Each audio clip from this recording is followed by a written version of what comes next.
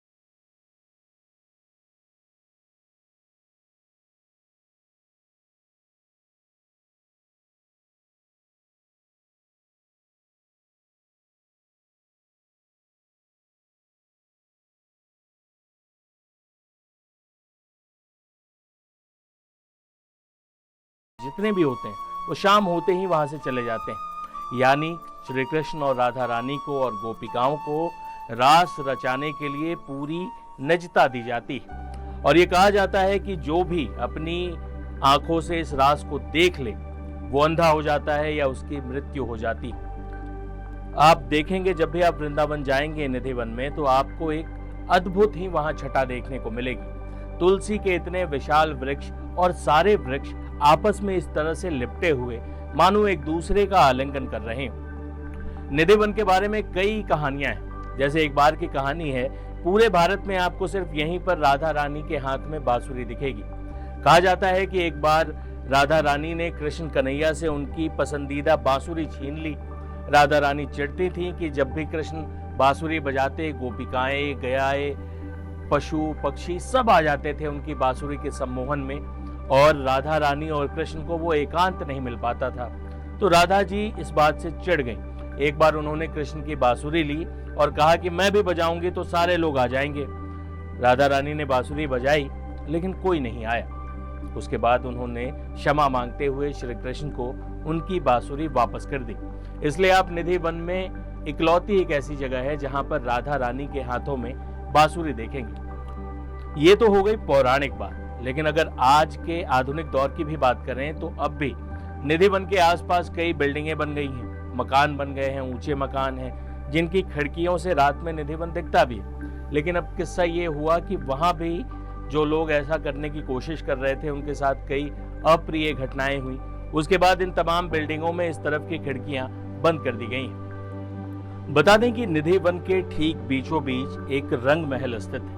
कहा जाता है कि ये राधा रानी का महल है, यहीं पर वो सजती संवरती थी। आज भी इसी रंग महल के बारे में मान्यता है कि यहाँ रोज श्री कृष्ण रात को आते हैं विश्राम करने। बकायदा उनके लिए बिस्तर सजाया जाता है, उनके लिए माखन मिश्री का प्रसाद रखा जाता है और एक लोटिया में जल भी रखा जाता है। अगले सुबह जब ये मंदिर खोला जाता है, इसके कपाट खोले जाते हैं, तो चादर को देखने के बाद ऐसा लगता है कि कोई यहाँ पर विश्राम करके गया है। पानी कम होता है या खत्म होता है और इसके अलावा माखन मिश्री का भी भोग लगा हुआ होता है। इसलिए ये मान्यता है कि श्री कृष्ण और राधा रोज रात को यहाँ पर आराम करते हैं। उनके साथ उनकी तमाम सखियां जो वृक्ष की, तुलसी के वृक्ष की शक्ल में हैं, वो इस महारास में शामिल होते हैं। एक और दिलचस्प किस्सा है निधिवन से जुड़ा हुआ, अकबर और तानसेन से जुड़ा हुआ। वो किस्सा क्या है वो भी आपको बताते हैं। श्री हरिदास महान कृष्ण भक्त थे। उन्होंने कृष्ण जी के लिए, राधा रानी के लिए कई गीत लिखे, कई संगीतमय नाटकों का मंचन किया। वो सिर्फ श्री कृष्ण और राधा रानी के लिए गीत गाते थे, किसी राजा के लिए नहीं, किसी महाराज के लिए नहीं। और निधि वन में उनका प्रवास रहा है, आज भी वहां पर उनकी समाधि। और आपको बता दें कि श्री हरिदास के ही शिष्य थे तानसेन और बैजू बावरा।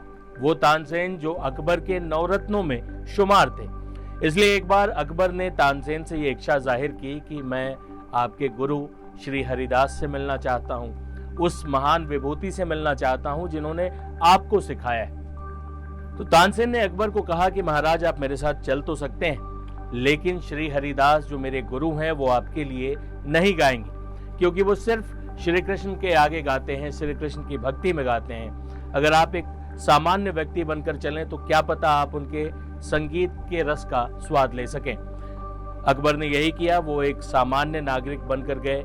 उनके साथ तानसेन भी गए। तानसेन अपने साथ अपनी वीणा भी ले गए थे। तानसेन ने जानबूझकर एक गीत गाया जहां पर उन्होंने थोड़ी गलत धुन बजा दी।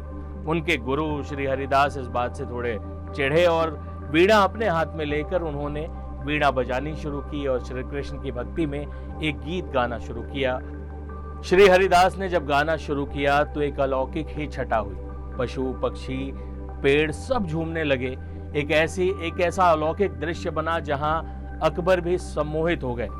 और जैसा कि राजाओं की प्रवृत्ति होती है कि खुश होने के बाद वो कलाकारों को कुछ देते हैं, भेंट करते हैं, अकबर ऐसा ही करना चाह रहे थे, लेकिन तानसेन ने उन्हें इशारे से रोक दिया।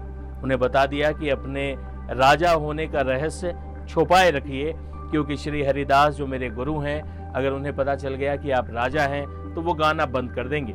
अकबर खामोश हो गए और उस संगीत की अद्भुत छटा का आनंद लेते रहे।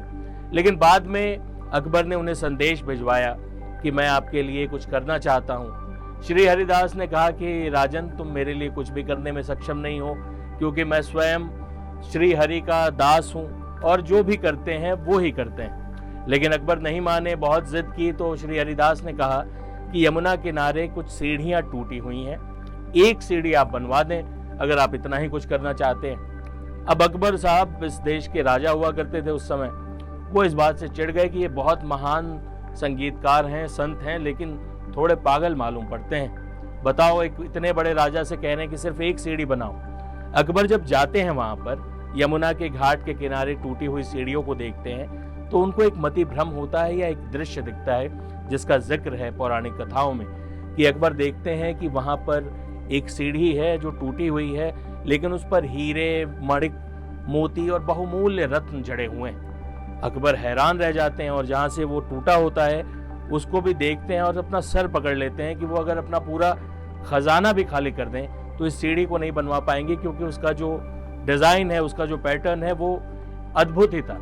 और वो थोड़ी देर बाद जब अचानक उनकी तंद्रा टूटती है तो वो देखते हैं कि ये तो सामान्य सीढ़ियां हैं। अकबर समझ जाते हैं और वो फिर श्री हरिदास के चरणों में गिरते हैं, उनसे आशीर्वाद लेते हैं और वापस दिल्ली लौट जाते हैं। ये थी अकबर बादशाह के निधिवन पहुंचने की कथा। श्री हरिदास और उनके शिष्यों की समाधि आज भी निधिवन में है। श्री कृष्ण आज भी